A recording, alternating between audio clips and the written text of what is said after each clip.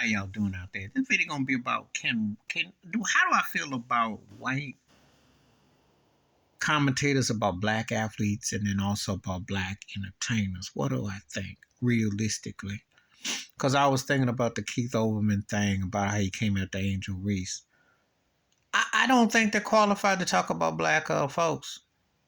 Most of them, most white sports commentators or white music critics or film critics just don't get black talent unless it's the crossover dollar. I watch a lot of things. You know, when someone black gives you a comment about a white athlete, they can go deep into the basis most of the time because they have to be that deep. I've done videos before, and the rest in peace to Stuart Scott, who was very creative, created a whole new jargon on ESPN, scared a lot of white folks on it, scared some black folks, but he scared a lot of mainly white folks and what he said and how he was entertaining. But they had issue because he was more slang and more new jack, and they had a problem with it. But he broke barriers. Or John Sanders, who was very dignified, incredible. And of course, the late great Ralph Wiley. That man was a thesaurus. Because to me, he would run Bob Ryan under the table, who they hold in high regard. But see, white privilege to comment on black athletes. Remember when Jimmy the Greek got fired for what he said? They've been doing it.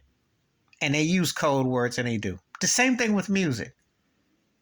Like I was watching a video talking about that Rolling Stone Top 200 list, which I might do a video about that because I want to talk about that. I did it about Michael Jackson being only 86, which is crackhead. He should be top 5 or 10.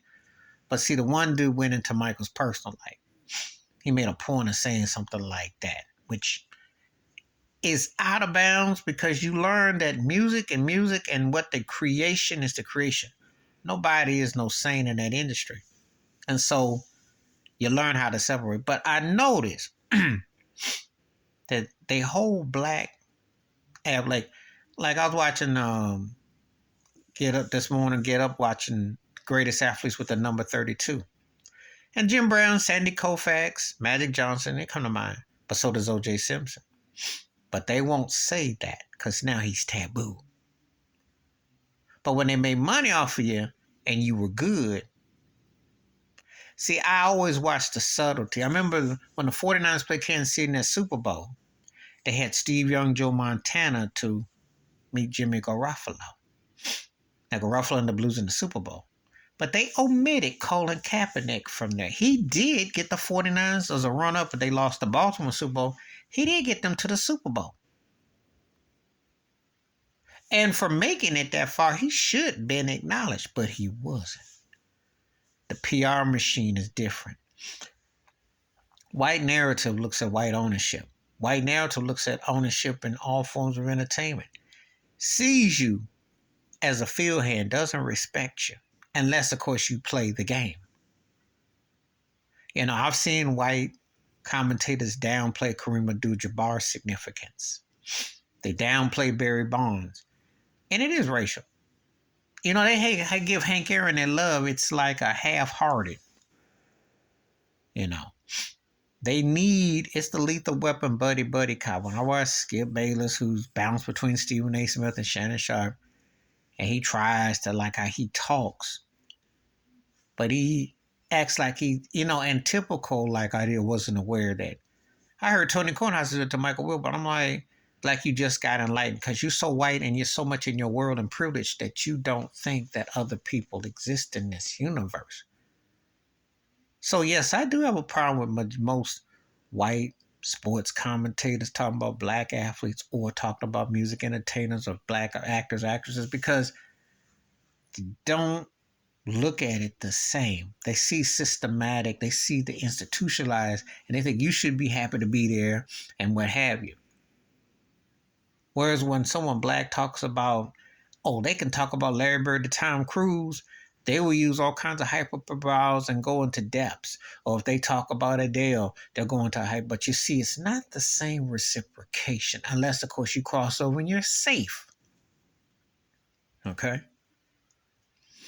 Because you're not going to hardly hear a lot of white sports commentators talk about certain type of black athletes or players who they know didn't really care about the owners or the establishment. But if it's a white guy does it, he was a rebel and he was good and he was doing this. And this is how this stuff gets romanticized. And it is. And that's why the Angel Reese, Caitlin Clark thing put that more in perspective, because you got all kinds of people coming at Angel Reese, which obviously everything in America is racial. Now, that is one thing that's 100%. You can't go around it, even though people like to be in denial about it. But please hit like, subscribe, and let me know your thoughts and takes. We welcome thoughts. Wash your hands, keep your mind clear. Watch out for another shit if you want to. I didn't say all, but I think most white journalists, sports commentators, got the Pino from Do the Right Thing mindset about black entertainers, athletes. Like, as long as they seem safe and accessible. But if they don't, they got nothing for you, especially if you let your feelings be heard and you speak your mind. Watch. I'm out.